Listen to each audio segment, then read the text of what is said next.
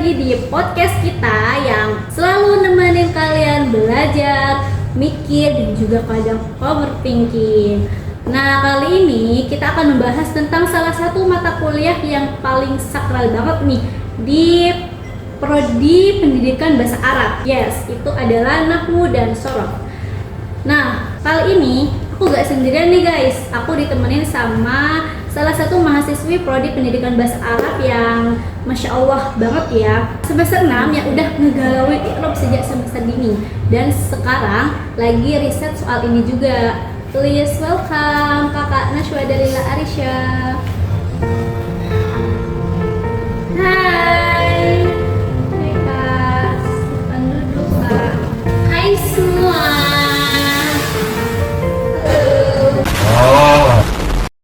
Akhirnya kakak bisa bergabung di podcast kita pada pagi hari ini ya kak ya. Iya, bukan buat kasih solusi sebenarnya, tapi buat sama-sama curhat tentang penderitaan bersama nih. Yang penderitaan anak BBA itu kan utamanya umumnya nih, tiap ketemu fiil fa'il langsung pengen pindah jurusan ke jurusan peternakan gitu. Banget Neswa. Tapi serius nih, gimana kabarnya kakak Neswa?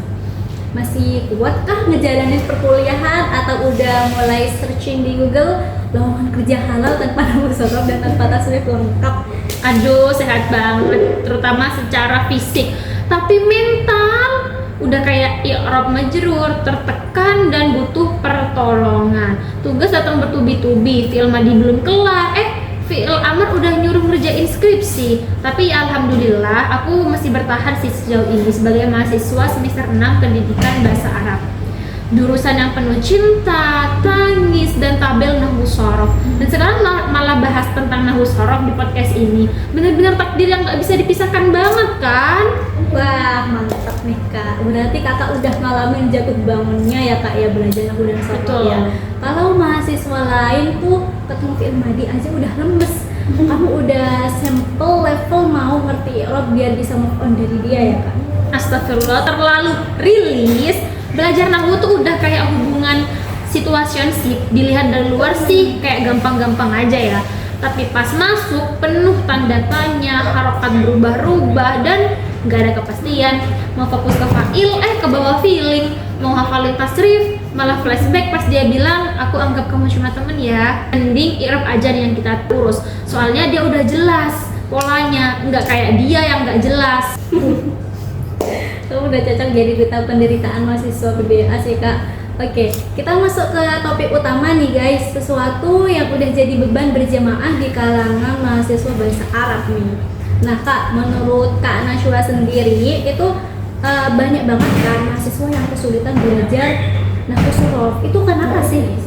Jadi gini, sebenarnya masalah utama karena kesulitan mahasiswa belajar nahwu shoroh ini karena masalah internal dan masalah eksternal. Kalau masalah internal ini kayak kita tuh belum punya dasar yang kuat, daya ingat pas-pasan, terus motivasi juga kadang cuma karena pengen dapat nilai aja. Motivasi dari orang lain itu nggak ada loh. Ini mirip banget sama yang dibahas sama Sulaikha, Reni, Yasmar, dan Khairul Umam di jurnal Al-Lahjah. Mereka bilang bahwasanya mahasiswa tuh banyak yang merasa nahwu shoroh kayak alien, kayak bahasa alien karena istilahnya ribet dan gak nyambung sama kehidupan sehari-hari gitu. Wah, relate banget kak. Terus kakak sendiri gimana sih pengalaman kakak pertama kali belajar nahwu dan shoroh itu? Waktu pertama kali belajar nahwu shoroh itu pas masuk kuliah tuh kayak rasanya jatuh ke jurang yang isinya bukan batu, tapi yang isinya fi'il madi, fi'il mudhari, sama tabel tasrif tuh segede gaban. Aku sampai mikir, loh kok ini kata-kata bisa berubah-ubah ya? Siapa yang nyuruh dia pindah-pindah ending kayak perasaan dia gitu. Dan ternyata emang banyak yang ngerasa gitu loh Lis. Menurut Khaironi itu dalam jurnalnya At-Tadris, mahasiswa tuh sering banget ngerasa i'rab itu abstrak karena dijelasinnya cuma lewat definisi teks aja, kayak mubtada itu begini, khabar itu begini. Tapi ya seringnya contoh itu cuma sebiji dan 2 biji doang gitu. Terus langsung diajak nyambung ke teori yang isinya istilah teknis semua. Akhirnya mahasiswa jadi nggak kebayang konteks lebih luas. Misalnya kayak gimana mubtada khabar muncul dalam teks, gimana kalau mubtada bla bla bla gitu. Kayak ngerti rumus tapi nggak tahu cara pakai rumusnya itu gimana. Dan pas ketemu teks Arab kan langsung nge-freeze tuh. Ini kalimatnya apa ya, mana mubtada'nya ya, mana kabarnya ya gitu. Aduh, itu aku banget sih Kak. Aku juga ngalamin. Dulu tuh aku kira udah paham definisi mubtada, khabar. Pas dikasih teks gundul langsung bengong gitu. Iya. Kayak, ini kalimat nominal atau verbal gitu kan. Kok semua katanya kayak saling tatapan tapi aku gak ngerti perannya itu siapa gitu. Dan bener banget tuh Kak, kadang contoh dari dosen tuh cuma 1-2 kan ya, terus langsung dikasih teori yang panjang lebar padahal kita tuh butuh latihan yang segala macem gitu. Jadi gak heran sih kalau banyak yang ngira nahwu itu rumit, nahwu itu sulit gitu, padahal yang bikin rumit tuh cara belajarnya kita gitu. Nah, kalau menurut Kak Naswa ini bagian mana sih dari nahwu dan sorof ini yang paling bikin mahasiswa itu auto nyerah gitu Kak? Jawabannya udah pasti i'rab sih. Serius, itu tuh kayak mental buat anak PBA. Apalagi pas harus nentuin kapan kata itu marfu, kapan mansub, dan kapan majrur. Yang paling ngeselin tuh gini, teorinya udah hafal mati nih, tapi kayak mubtada, khabar dan marfu, maf'ul bin mansub gitu. Kayak sinyal wifi kampus, kadang hilang, kadang nyambung gitu kan. Dan itu ternyata bukan cuma aku doang sih yang ngerasain itu. Menurut Yunisa, dalam jurnal Ad-Duha, banyak mahasiswa tuh nganggap yang Arab itu absurd dan bikin ngawang karena cuma dikasih definisi tanpa dikaitin langsung sama teks nyata. Tapi begitu baca asli dalam kalimat teks bahasa Arabnya, tiba-tiba semua teori itu kayak hilang dari kepala. Jadi itu bukan salah i'rabnya sebenarnya, tapi salah cara ngasihnya, cara ngasih teorinya seperti itu. Contohnya dosen bilang kayak, ini Arab adalah perubahan akhir gini bla bla bla. Itu kan kadang yang bikin kita puyeng tuh karena itunya gitu. Oh iya Kak, setuju banget. Aku tuh pernah ya nanya ke dosen soal maf'ul bih, terus dijawabnya tuh pakai istilah yang bikin aku makin gak ngerti gitu. Menurut Kakak nih, kenapa sih teori-teori di nahwu sorof itu kadang bikin kita mumet daripada ngebaca plot twist drakor? Aduh, jangan ditanya ya. Menurut aku sih teori nahwu sorof itu sering bikin mumet karena isinya penuh istilah yang mirip-mirip banget. Mubtada, khabar, fa'il, maf'ul, isim fa'il, isim maf'ul. Kayak keluarga besar yang hampir mirip-mirip semua, tapi pas kalau ditanya kenal ini enggak, kenal ini enggak, yang enggak kenal gitu. Dan yang bikin tambah kacau tuh penjelasan dosen yang kadang pakai bahasa super formal. Maf'ul bih adalah isim mansub yang menunjukkan objek bla bla bla. Aku tuh dalam hati cuma bisa jawab I see gitu, tapi nggak ngerti maksudnya apa sebenarnya. Itu tuh selaras banget sama yang dijelaskan sama Sahrani dalam jurnal Ihya Al-Arabiyah, kalau metode pengajaran yang terlalu teoritis dan minim konteks nyata itu bikin mahasiswa makin kebingungan. Soalnya kita tuh bukan robot hafalan, bener gak sih? Bener banget. Kalau cuma dikasih definisi yang nggak dikaitin sama kalimatnya, itu tuh bakal stuck terus gitu. Jadi sebenarnya bukan nahwunya yang bikin pusing, tapi cara penyampaiannya kadang yang terlalu kayak skripsi banget buat mahasiswa yang lagi lapar-laparnya di siang hari gitu. Parah sih analogi seperti itu. Tapi serius Kak, kadang teori nahwu tuh terasa berat banget kan ya, karena cara penyampaiannya itu loh terlalu textbook dan kaku juga, bener-bener kayak baca skripsi gitu. Iya. Nah, by the way nih Kak, dari tadi kita ngebahas teori dan istilah yang bikin mumet. Sekarang aku penasaran nih, kalau menurut Kakak Naswa ini, seberapa penting sih peran hafalan dalam metode pembelajaran nahwu sorof itu? Soalnya banyak banget tuh kelas yang modelnya cuma hafalin rumus ini ya, definisi itu ya, tabel i'rab hafal di luar kepala ya. Tapi ya ampun, kadang otak kita juga butuh healing ya gak sih Kak? Bukan cuma hafal nonstop. Emangnya semua harus hafal dulu ya Kak baru bisa paham gitu? Kan ada metode pembelajaran lain yang bisa bikin kita tuh belajar lebih nyantol dan gak boring gitu ya. Penting sih, sebenarnya metode hafalan itu penting, tapi bukan satu-satunya jalan ninja. Kalau cuma hafal definisi nih, tanpa ngerti cara penggunaannya, itu kayak tahu password tapi lupa username. Sama aja kan? Nah, menurut Samsudin di jurnal Al-Thariqah mengatakan bahwasanya hafalan bakal lebih efektif kalau dibantu lagu atau dibarengin dengan lagu atau nadham. Jadi otak kita tuh ikutan senang, bukannya malah stres gitu. Iya benar sekali, hafalan itu perlu guys. Tapi kalau nggak dibarengin sama pemahaman ataupun praktik, ya bakal hilang juga. Nah ini Kak, kalau menurut Kakak sendiri belajar nahwu sorof itu lebih enak lewat teori atau praktik langsung? Ya jelas praktik sih menurut aku. Teori memang penting, sebenarnya teori sama-sama penting. Tapi kalau nggak dipraktekin ya kan kayak bakal hilang. iya, ibaratnya kita punya sepeda bagus tapi dipajang di ruang tamu. Jadi kita tuh nggak tahu cara pakai sepeda itu, nggak ada skill goesnya kan. Nah menurut Hasanah, belajar itu tuh bakal lebih nempel kalau kontekstual alias nyambung sama kehidupan nyata. Misalnya kita belajar fiil kayak kata akalah. Nah itu jangan cuma diliatin dari tabelnya doang, tapi langsung pakai dibuat ngobrol sehari-hari.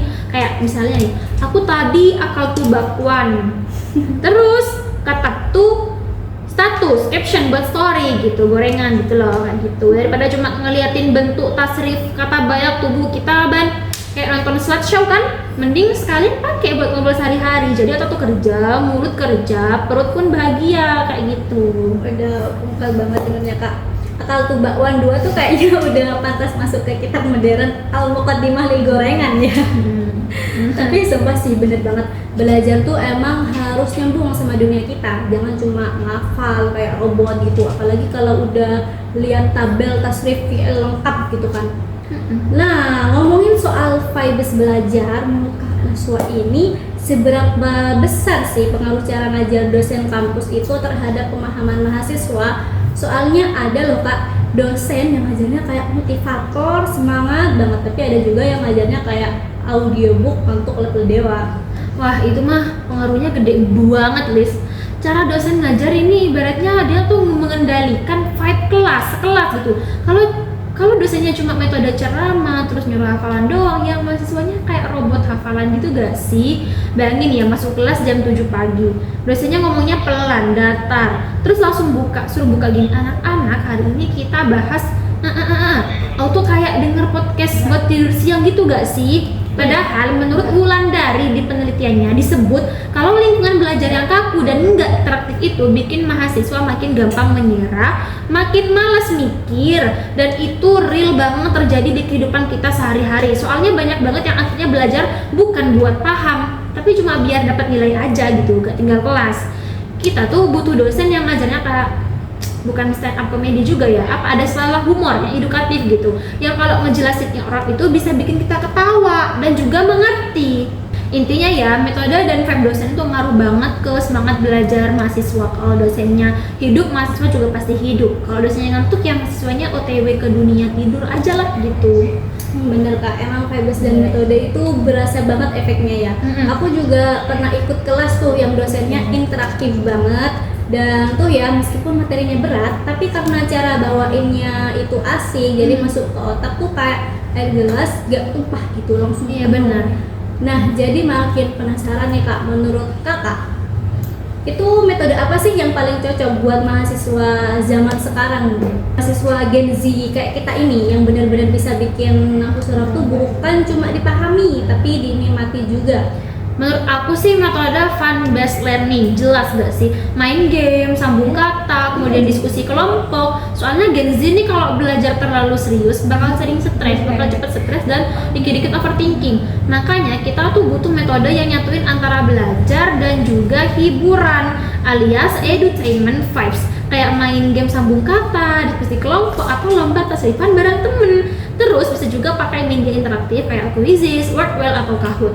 Dan ini tuh nggak cuma seru, tapi beneran efektif loh.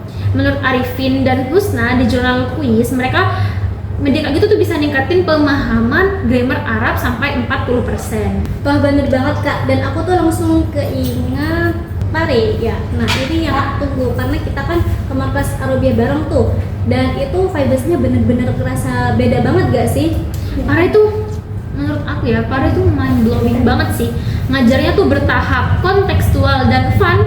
Kita belajar sambil bermain, dikasih tugas sambung kalimat, bahkan pernah main lempar bedak buat ngasah i'rab kita. Dan itu beneran loh bikin semangat belajar naik malah hingga 300% gitu. Karena kita tuh di sana nggak takut salah loh kalau belajar sambil bermain, malah ketawa bareng. Ini sejalan banget sama penelitian yang dilakukan oleh Sulaikha Wahid Murni bahwasanya metode kreatif yang kayak gitu tuh bisa meningkatkan motivasi belajar secara signifikan. Ini bukan cuma feeling doang ya, tapi emang ada bukti nyatanya kayak gitu. Iya, aku masih ingat banget Kak, lempar bedak itu yang kena kan harus jawab soal i'rab ya. Kalau benar sih aman, tapi kalau salah langsung langsung wajah jadi kayak donat pung kan ya.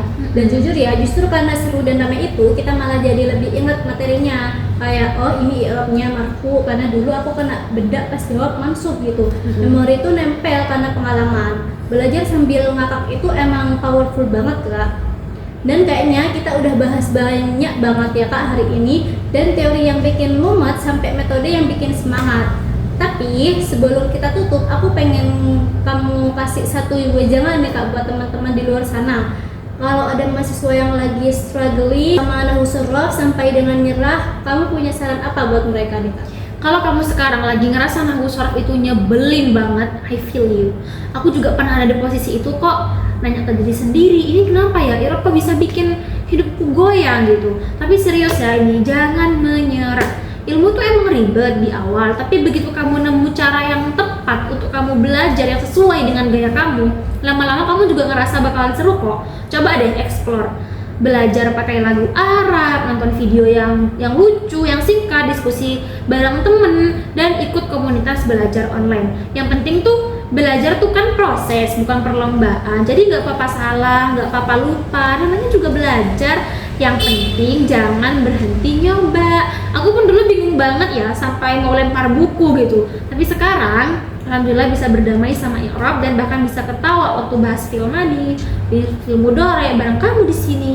Jadi buat yang ngerasa struggling di luar sana, tenang ya, kamu nggak sendirian. Pelan-pelan aja, temuin ritmemu dan nikmati prosesnya.